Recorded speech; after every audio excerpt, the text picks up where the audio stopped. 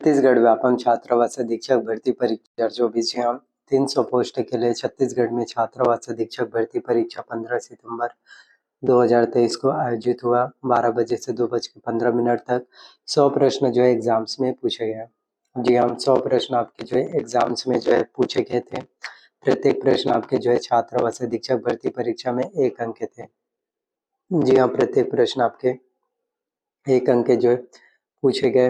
100 प्रश्नों के लिए 100 अंक, और इसमें जो है कंप्यूटर से आपके जो है 30 मार्क्स जो है 30 अंकों के जो है 30 प्रश्न पूछे गए थे। तो कंप्यूटर्स में आपको 30 में से कम आपको जो है 50% अंक, मतलब कि आपको 15 नंबर अंक लाना है।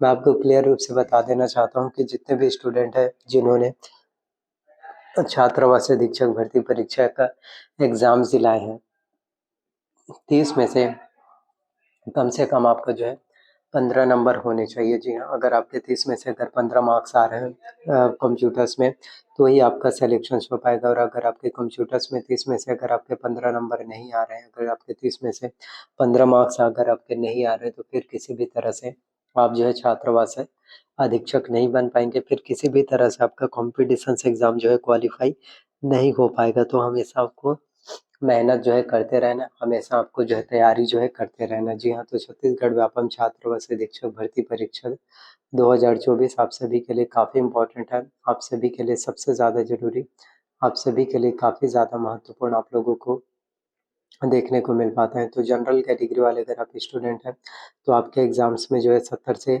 75 नंबर यदि आपके आ रहे हैं आउट ऑफ 100 मार्क्स में, अगर आपके जो है 70 से अगर 75 नंबर आ रहे हैं, तो आपका सिलेक्शन हो पाएगा। ओबीसी कैटेगरी वाले अगर आप स्टूडेंट हैं और यदि आपके एग्जाम्स में 65 से 70 नंबर यदि आपके बन पा रहे हैं, तो सिलेक्शन हो पाएगा। एससी कैटेगरी वाले अगर आप स्टूडेंट हैं, तो आपका जो है 60 से 65 नंबर होने चाहिए। जी हाँ, एससी कैटेगरी वाले स्टूडेंट हैं तो आपका 60 से जो है 65 नंबर होने चाहिए। एसटी कैटेगरी वाले अगर आप स्टूडेंट हैं, तो आपका जो है 55 से 60 नंबर होने चाहिए। तो इतने नंबर लाने वाले स्टूडेंट का सिलेक्शन हो पाएगा, और फिर आप जो है छात्रावास अधीक्षक जो है बन पाएंगे। और काफ़ी स्टूडेंट्स ये भी सोच रहे हैं कि इतने नंबर यदि आपके हमारे अगर बन भी पा रहे हैं, तो हमारा सिलेक्शन हो पाएगा भी या फिर नहीं हो पाएगा। सिलेक्शंस होने की पॉसिबिलिटी है या फिर सिलेक्शंस होने की पॉसिबिलिटी जो है नहीं के बराबर है। तो किस तरह से हो पाएगा, क्योंकि बहुत से स्टूडेंट बहुत से कंफ्यूजन में है, क्योंकि पोस्ट कम है, 300 पोस्ट है, लिमिटेड पोस्ट है, 300 पोस्ट है, और इसके लिए कैंडिडेट जो है काफ़ी ज़्यादा है। 6,50,000 के करीब जो है कैंडिडेट्स हैं। जी हाँ, 6,50,000 कैंडिडेट्स हैं। तो आपको पता ही है कि कंपटीशन जो है किस लेवल पर है, कंपटीशन किस जगह पर है, कंपटीशन बहुत ज़्यादा है।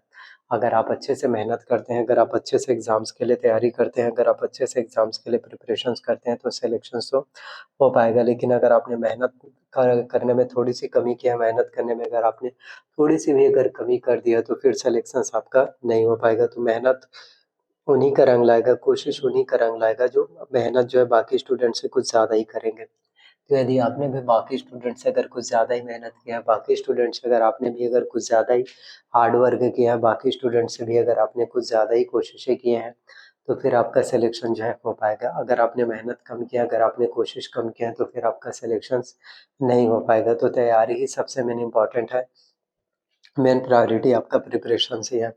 तो देखो, कॉम्पिटिशन एग्जाम्स जिस भी स्टूडेंट का अगर क्वालिफाई होता है, जिस भी स्टूडेंट का अगर कॉम्पिटिशन एग्जाम्स अगर क्वालिफाई हुआ है, तो उन स्टूडेंट्स ने जो है मेहनत बहुत ज़्यादा की है, उन स्टूडेंट्स ने जो है दिन रात एक किया, उन सभी स्टूडेंट्स ने जो है कड़ी मेहनत किया। तो जिस भी स्टूडेंट ने अगर कड़ी मेहनत किया, कड़ी हार्ड वर्क किया है, तो उन्हीं स्टूडेंट्स को कामयाबी मिल पाएगा, उन्हीं स्टूडेंट्स को फिर सफलता मिल पाएगा, उन्हीं स्टूडेंट्स का फिर कॉम्पिटिशन एग्जाम जो है क्वालिफाई हो पाएगा। अगर आपने मेहनत करने में किसी भी तरह से कमी की है, तो फिर आपका सिलेक्शंस नहीं हो पाएगा, फिर किसी भी तरह से आपका एग्जाम्स क्वालिफाई नहीं हो पाएगा।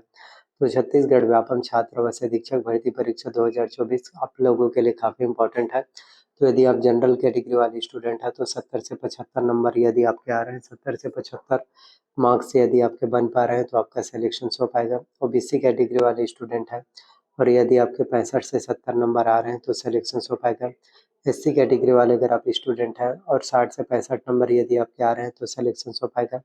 एसटी कैटेगरी वाले अगर आप स्टूडेंट हैं और आपके यदि 50 से एसटी कैटेगरी वाले अगर आप स्टूडेंट हैं और यदि आपके 55 से अगर 60 नंबर आ रहे हैं, 55 से अगर आपके 60 मार्क्स हैं, जी हाँ 55 से अगर आपके 60 मार्क्स आ रहे हैं, 55 से अगर आपके 60 नंबर आ रहे हैं तो आपका सिलेक्शन फिर हो पाएगा। तो इतने नंबर, इतने मार्क्स, इतने रैंक लाने वाले स्टूडेंट का सिलेक्शन हो पाएगा। और यही चीज़ें कहना चाहता हूँ कि अपने आप के ऊपर जो है भरोसा हमेशा रखना।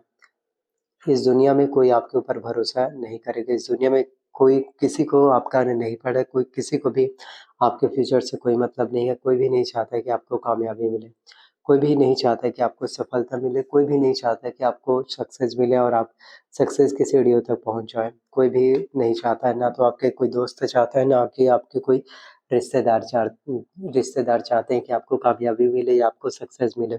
सिर्फ़ आपके माँ-बाप ही हैं जो यही चाहते हैं कि आपको कामयाबी मिले। सिर्फ़ आपके माँ-बाप ही हैं जो यही चाहते हैं कि आपको सक्सेस जो है मिले। तो सक्सेस को अगर आपको पाना है, अपने ड्रीम्स को अगर आपको पूरा करना है, यदि कामयाबी को अगर आपको हासिल करना है तो उसके लिए मेहनत करना सबसे मेन इम्पोर्टेंट हो जाता है।